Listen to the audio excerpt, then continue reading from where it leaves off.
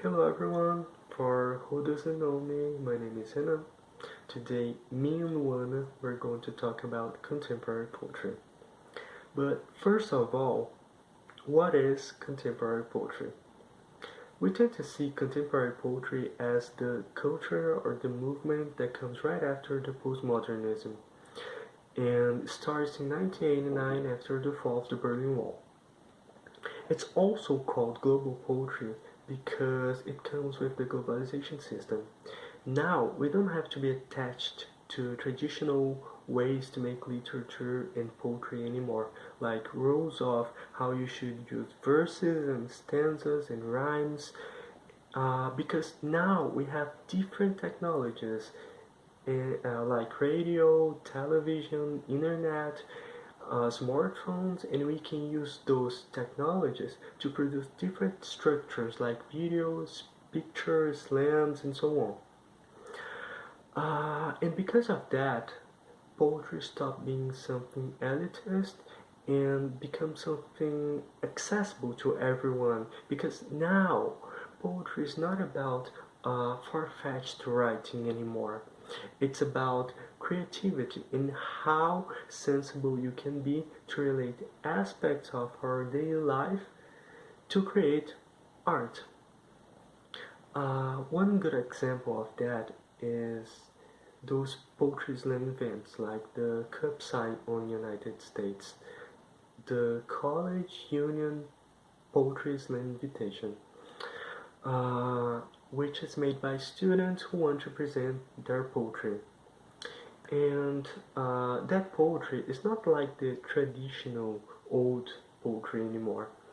It's like prose poetry, declaimed out loud, and it has this oral aspect, and that oral aspect can't be separated from the text because that oral aspect is essential. It's part of the poetry.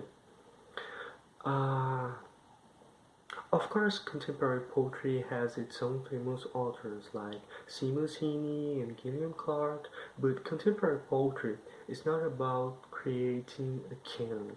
It's about the possibility of everyone being able to create its own kind of poetry. And that poetry doesn't have to be a slam. With the new technologies, it can be anything like a single picture, a single line, or a large text. It can be anything. To exemplify those aspects, let's take a look at two poems from our course book.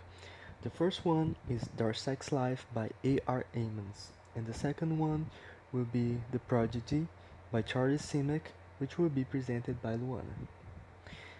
As you can see, this is a very short poem. It only has one stanza and two verses. But even if it only have a few elements, every element here is significantly, mainly the structure because it has a metalinguistic structure.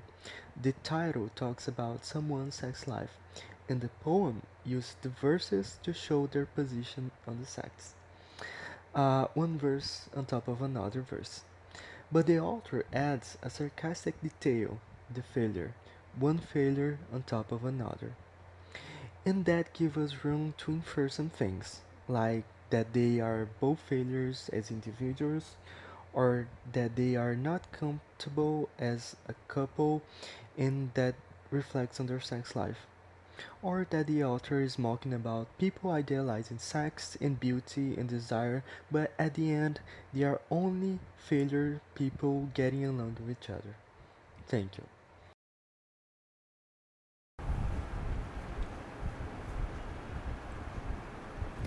Hello everyone, my name is Luana, and now that Renan talked to you about contemporary poetry, I am going to talk to you about one poem from this period.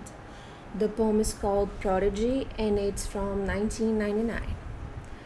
But first, a little bit about the author. His name is Charles Simic or Dusan Simic. He was born in Belgrade, Yugoslavia, which is now Serbia, in 1938.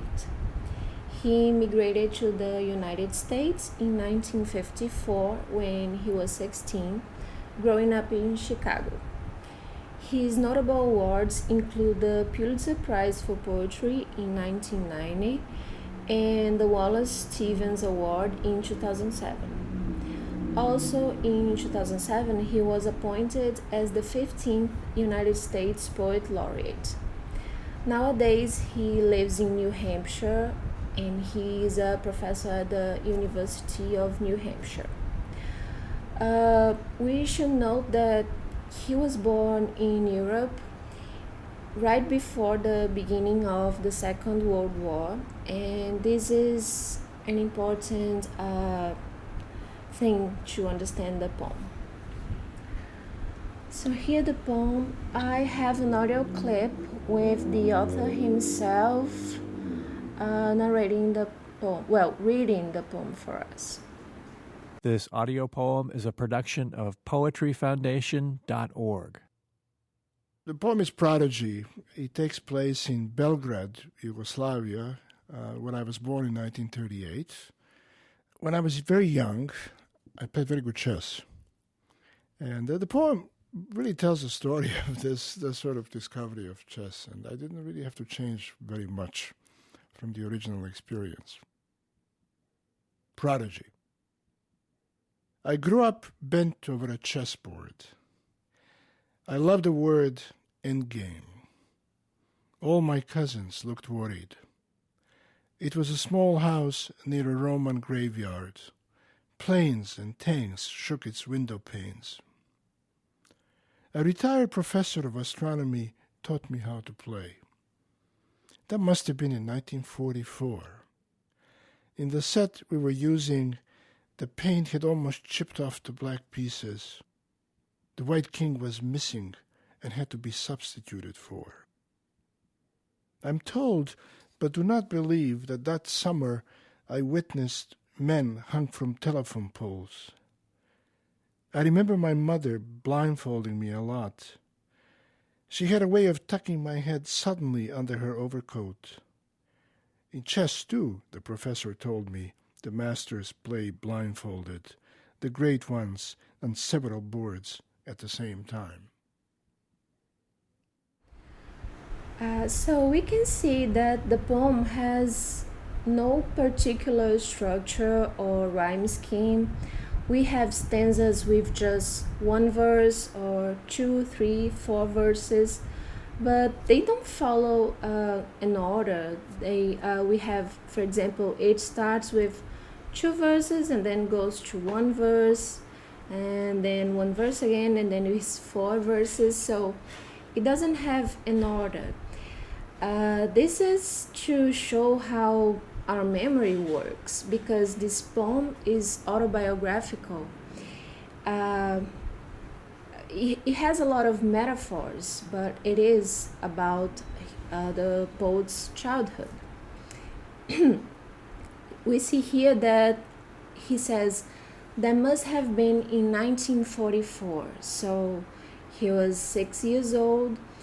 In 1944, the war was coming to an end, but because of that, a lot of battles were happening and a lot of people were dying. We have 3 main themes here. We have chess, war, and childhood. And all these 3 things are together, like sewing his memories. It's like his memories are chopped into pieces, because this is how it works, right? If we think about something that happened in our childhood, we're not gonna remember it from a linear perspective. We're gonna remember something and then gonna jump to another thing, and maybe after that go back to the first thing.